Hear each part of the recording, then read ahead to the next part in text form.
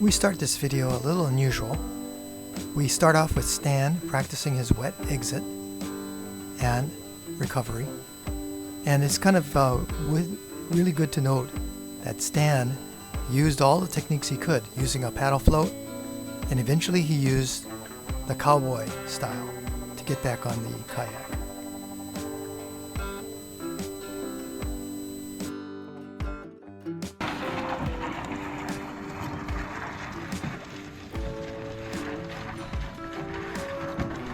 Okay, so I got video, you did it.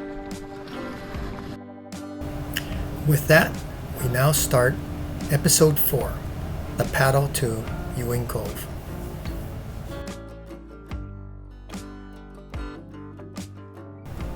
After paddling around to Shallow Bay, we were anxious to get on to our next paddle.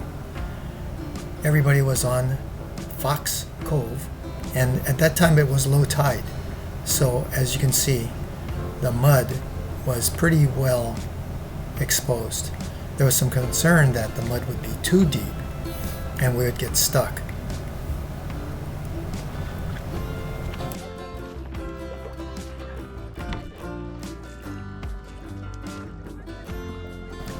It was pretty deep, the mud was pretty thick, but as you can see, the straps on my deck bag, as it dragged over the mud, it left my deck bag rather dirty.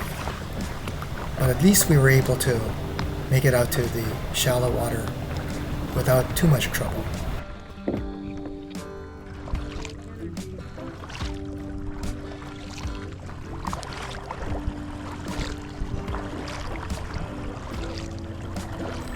Paddling through Fox Cove was nice and smooth.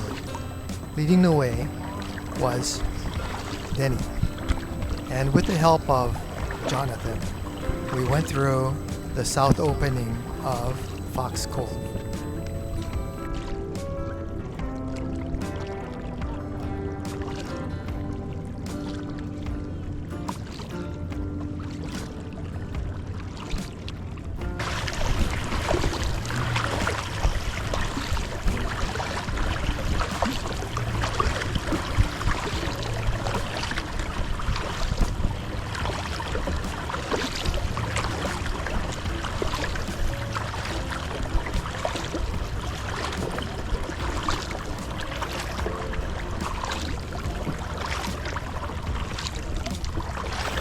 The currents were very nice. The water was so calm and a pleasure to paddle into.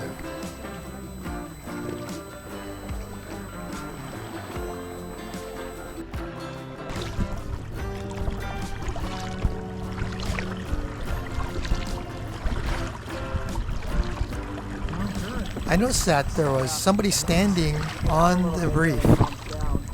That person was Ruby. She had worked her way from Fox Cove all the way to a point west of the peninsula.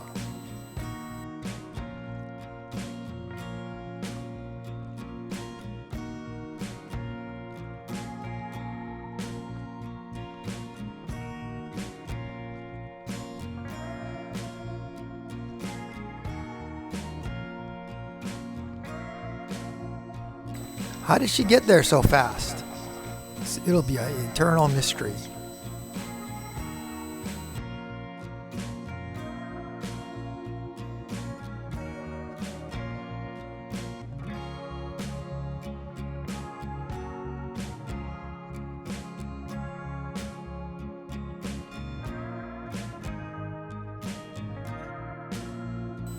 Some of the rocks on the shore came from a landslide. You could tell because the rocks were flat and the cliff was actually broken. But then there were other rocks down the coast that didn't quite look as regular. They look kind of jagged and almost out of place. These rocks probably came from the Ice Age when they were brought down by glaciers from up north. And then when the glaciers retreated, they were left right where they were.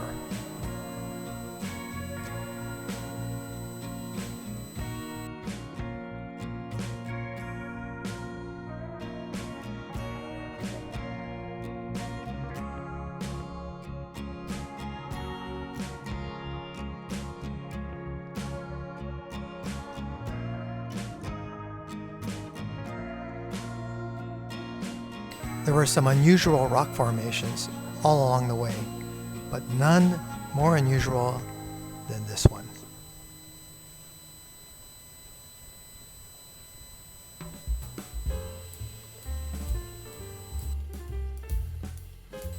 Then there was this huge slab of rock, and when you looked at it, you could see the stratifications.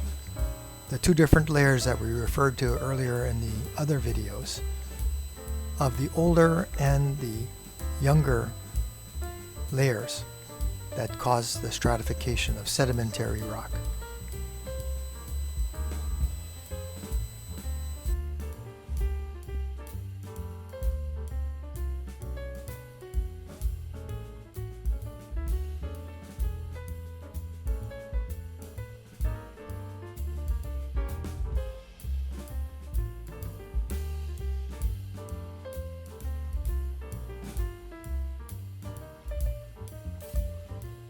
Before long, we reached the mouth of the Fossil Bay.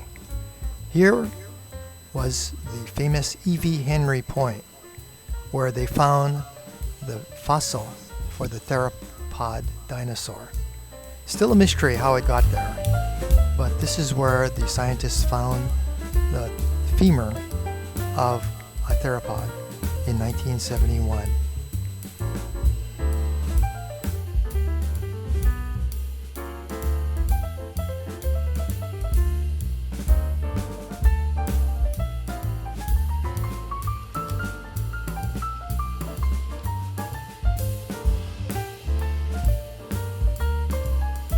A little while later, Stan joined me as we stood there waiting. What are we waiting for? Keep looking.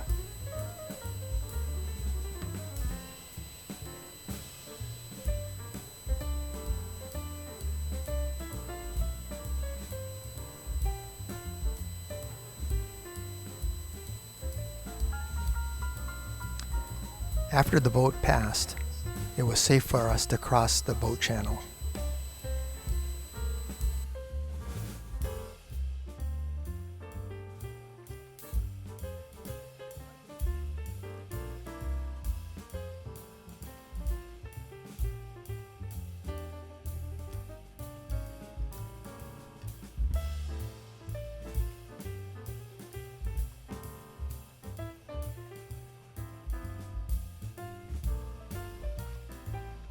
On the other side of Fossil Bay, we crossed over to the next bay, known as Snoring Bay.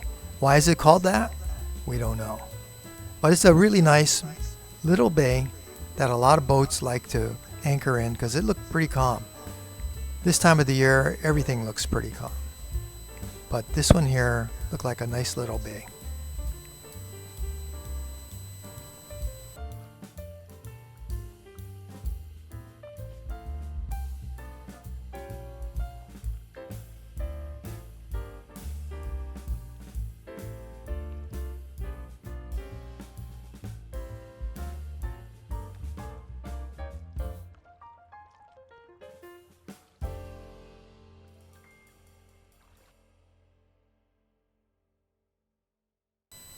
In future episodes, we'll revisit Snoring Bay in my hike to Johnson Point.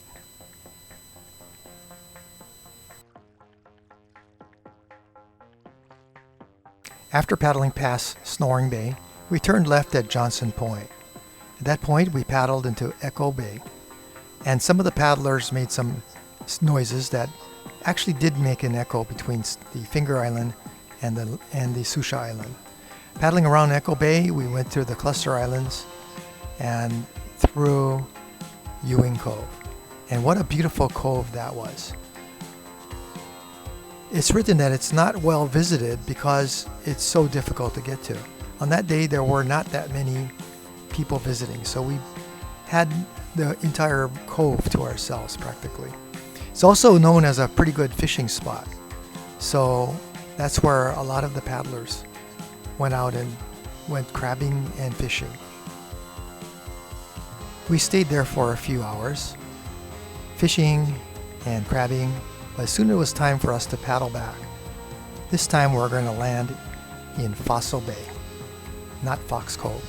So we took a different route.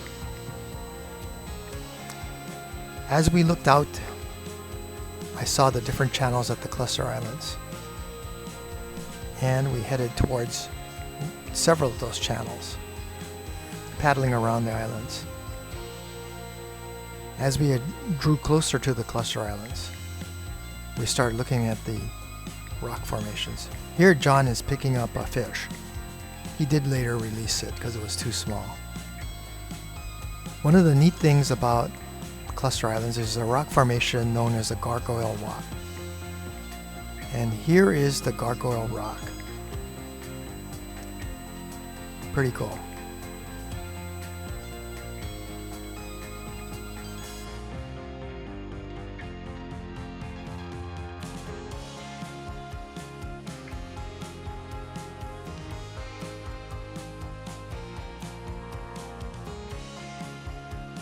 Terry was picking up his crab nets, and we headed towards the Little Finger Island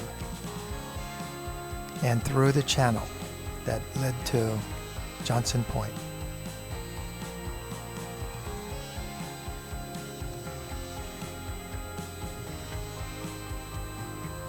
Thanks for watching. We'll see you next time for our next episode.